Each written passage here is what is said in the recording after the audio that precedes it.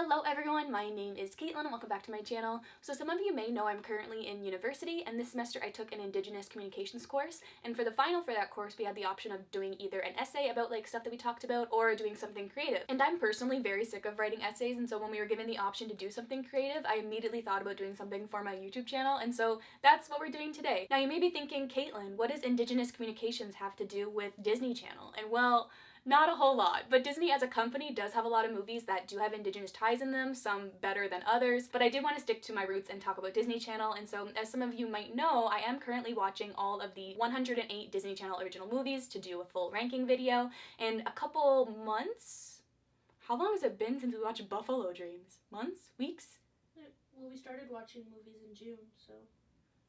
somewhere in the middle there.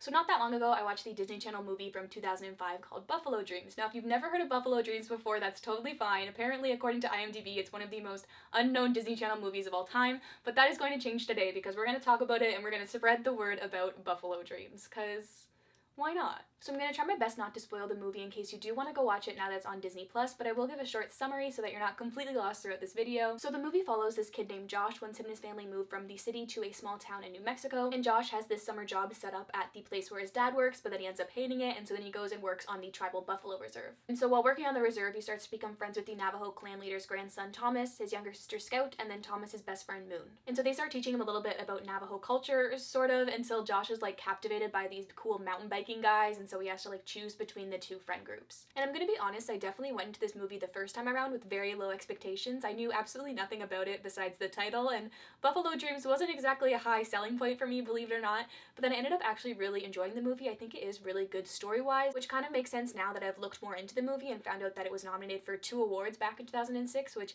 isn't a common thing for Disney Channel movies, so like it proves that the story and the movie overall is a quality film, which is really cool. But when I watched this movie for the first time, I really didn't know what to look for when consuming media with Indigenous undertones because it was before I took this class, and so when I rewatched it, there were certain things that I was really looking out for to see if they were portrayed correctly. So the first thing I did after rewatching the movie is I went and looked up who the minds were behind it to see if there were any Indigenous people working on it behind the scenes, or if they did reach out to any Indigenous communities, specifically the Navajo, in creation of the movie, but then it became very clear after I googled Buffalo Dreams that I wasn't really going to get much information on it, which kind of sucked. I looked into the producer, the directors, and the screenwriters, and I really wasn't able to find any information on them besides like the couple movies that they did work on, which kind of sucked. But we can take Disney's newest film as an example. For Frozen 2, Disney made it very clear that they were in communications with some of the Indigenous communities in Norway while in developing that film, so it's not exactly the same thing, but if we're talking about Disney as a company overall, it is cool that they are reaching out now, even if they didn't back then, or maybe we can assume that they did back then. Maybe that's just the optimist in me, but I don't know. But let's move on to something that I was able to find out. So all of the Indigenous characters in this film are portrayed by Indigenous actors, which is awesome. Even the grandma specifically is Navajo, so that was even more awesome. Also, the movie was filmed on location in Utah, even though it did take place in New Mexico. According to my research, the Navajo Nation does spread to southeastern Utah as well, and so that's cool that they were still able to capture like their environment. But now that we've talked about the behind the scenes, I want to talk about how the Navajo were portrayed in the movie to see how accurate it was to their culture. So the first thing I looked up was the buffalo. Obviously, I wanted to know what the connection was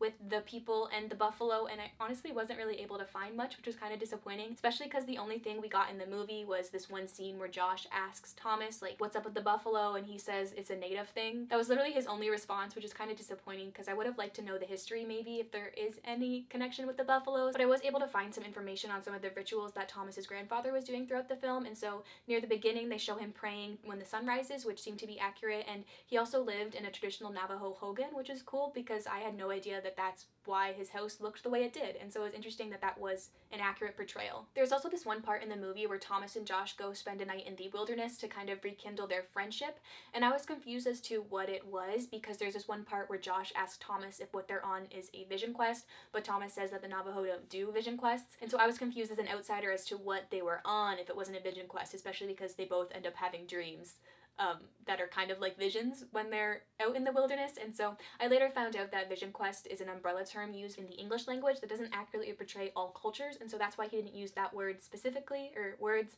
But then yeah, I thought that that was really cool. And the rest of the themes in this movie I was pretty familiar with because of this course, one of the main ones being having respect for and being connected to nature. There's actually one part in the movie where Thomas's grandfather picks up, I forget what it was, I think it was some sort of grass looking plant. But he picks it up and he talks about it for a bit and then he takes it with him, and that just reminded me of my prof because they would always bring in like rocks or leaves or something that they found on their way or that had significance to them, and we'd pass them around and just appreciate them, which is something that I feel like I don't take enough time out of my day to just like appreciate what's right around us, and I think that that's such a good lesson to teach. There's also this part in the movie where Josh gets hurt, and so John, which is Thomas's grandfather, comes and smudges him in the room that he's in, which I just thought was really cool because smudging is something that we've been doing in class, and so to see that like happening on screen in a Disney Channel movie was really cool. And then there was also a part at the end of the movie where Josh is given a name to him, and I just thought that that was so cool because my prof does the same thing with their students, gives them names once they get to know them well enough, and it's just such a special thing to like have a name given to you, and to see that in a Disney movie again was just really awesome. So overall, although I wasn't able to find out everything I would have liked to about this film to determine how accurate it was,